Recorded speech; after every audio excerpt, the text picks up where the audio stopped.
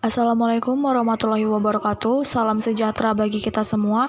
Saya Lorenza Helen Francisca Lumban Tungkup akan mempresentasikan hasil dari makalah saya yang berjudul Sistem Pendidikan yang ada di suatu lembaga pendidikan. Sistem pendidikan di Indonesia telah mengalami banyak perubahan. Perubahan-perubahan itu terjadi karena telah dilakukan berbagai usaha pembaharuan dalam pendidikan. Akibat pengaruh itu, pendidikan semakin mengalami kemajuan. Pendidikan merupakan interaksi antara peserta didik dengan pendidik yang dapat berlangsung dalam keluarga, sekolah, maupun masyarakat atau lingkungan sosial budaya. Sistem pendidikan di salah satu lembaga di Papua. Inovasi pendidikan adalah inovasi dalam pendidikan untuk memecahkan masalah-masalah pendidikan. Inovasi ini dapat berupa ide, barang, metode yang dirasakan atau diamati sebagai hal baru bagi seseorang atau sekelompok orang, yang dilakukan untuk mencapai tujuan pendidikan atau untuk memecahkan masalah-masalah pendidikan. Pada dasarnya, inovasi pendidikan terbagi oleh 4 tahap, yaitu yang pertama, ketika pendidikan anak dilakukan secara langsung oleh orang tua. Yang kedua, ketika orang tua mulai sibuk dengan peran di luar rumah sehingga tugas pendidikan akan digeser dari orang tua ke guru atau sekolah. Yang ketiga, tahap ketiga ditandai dengan adanya penemuan alat untuk keperluan percetakan yang mengakibatkan lebih luasnya ketersediaan buku. Yang keempat, terjadi sebagai akibat ditemukannya bermacam-macam alat elektronika yang bisa menunjang proses belajar siswa. Seperti yang telah dijelaskan oleh salah satu guru dari salah satu lembaga pendidikan di Papua, yang mana sistem pendidikan di sana sangat baik, di mana dapat menciptakan siswa yang kreatif, inovatif, dan kritis. Model-model inovasi pendidikan telah banyak dilontarkan dalam berbagai bentuk. Tujuannya untuk memecahkan persoalan-persoalan yang dihadapi, antara lain usaha pemerataan pendidikan, peningkatan mutu, peningkatan efisiensi dan efektivitas pendidikan, dan relevansi pendidikan. Pendidikan karakter di lembaga tersebut. Pendidikan karakter merupakan hal yang sangat penting disampaikan kepada peserta didik di sekolah, di mana pelaksanaan pendidikan karakter di sekolah membutuhkan pemahaman dari semua pihak yang berada di lingkungan dunia pendidikan, sehingga pengajarnya dapat menumbuhkan budi pekerti luhur kepada peserta didik sesuai dengan tujuan yang diharapkan.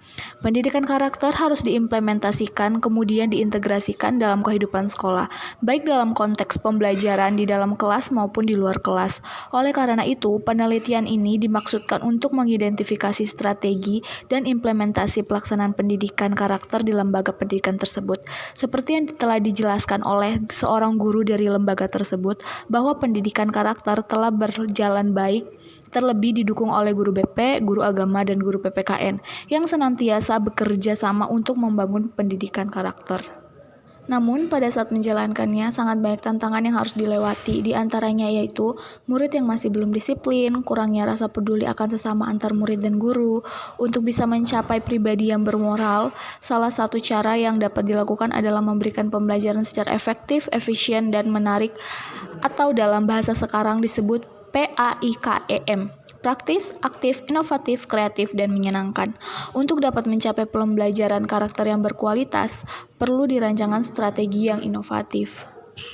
Pendidikan kultural di lembaga tersebut. Pendidikan multikultural adalah proses pengembangan seluruh potensi manusia yang menghargai pluralitas dan heterogenitasnya sebagai konsekuensi keberagaman budaya, etnis, suku, dan aliran agama.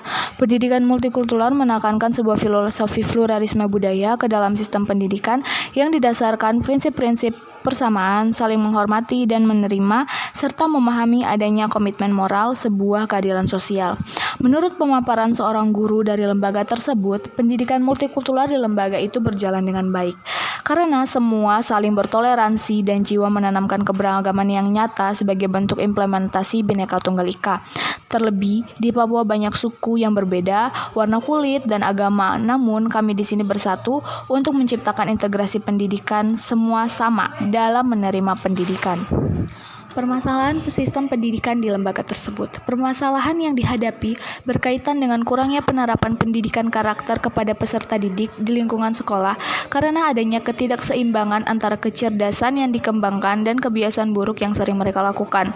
Pendidikan terlalu condong kepada kecerdasan intelektual daripada kecerdasan spiritual dan kecerdasan emosional, sehingga peserta didik tumbuh dan berkembang sebagai pribadi yang tidak seimbang dan utuh.